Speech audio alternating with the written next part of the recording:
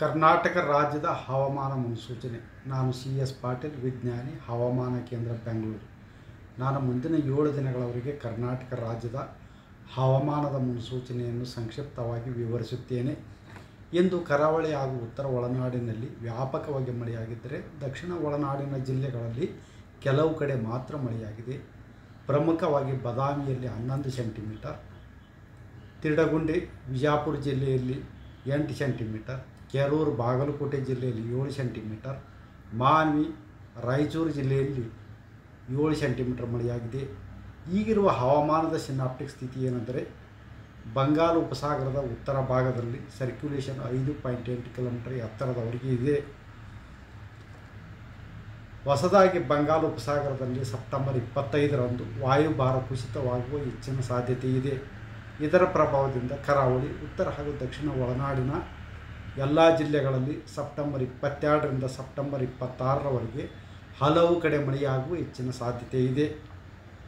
ಬೀದರು, ಕಲಬುರಗಿ, ಯಾದಗಿರಿ, ರಾಯಚೂರು, ವಿಜಯಪುರ, ಬಾಗಲಕೋಟೆ ಹಾಗೂ ಕೊಪ್ಪಳ ಜಿಲ್ಲೆಗಳ ಕೆಲವು ಕಡೆ ಭಾರೀ ಮಳೆಯಾಗುವ ಸಾಧ್ಯತೆ ಇದ್ದು, ಸೆಪ್ಟೆಂಬರ್ 22 ಹಾಗೂ 23ರಂದು ಯೆಲ್ಲೋ ಅಲರ್ಟನ್ನು ಘೋಷಿಸಲಾಗಿದೆ.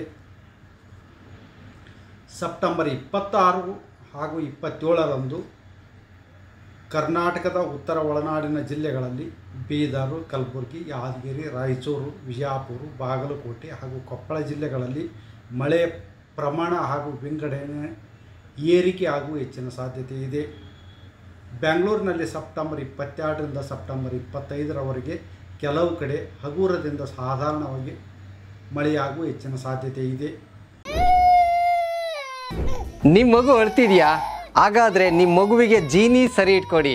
ಯಾಕಂದ್ರೆ ಜೀನಿ ಸರಿ ಇಟ್ಟು ನಿಮ್ಮ ಮಗುವಿಗೆ 100% ಸರಿಯಾದ ಆಹಾರ. ನಿಮ್ಮ ಮಗು ನೆಮ್ಮದಿಯಾಗಿ ನಿದ್ದೆ ಮಾಡಬೇಕಾ, ದಷ್ಟಪುಷ್ಟವಾಗಿ ಬೆಳಿಬೇಕಾ? ಹಾಗಾದ್ರೆ ಜೀನಿ ಸರಿ ಇಟ್ಟು ಕೊಡಿ. ಎಲ್ಲಾ ಮೆಡಿಕಲ್ ಶಾಪ್ಗಳು, ದಿನಸಿ ಅಂಗಡಿಗಳು, ಸೂಪರ್ ಮಾರ್ಕೆಟ್ಗಳಲ್ಲಿ ಲಭ್ಯ. Karibasaveshwara agri India private limited ರವರ ನಂಬರ್ 1 ಸ್ಪ್ರಿಂಕ್ಲರ್ ಪೈಪ್.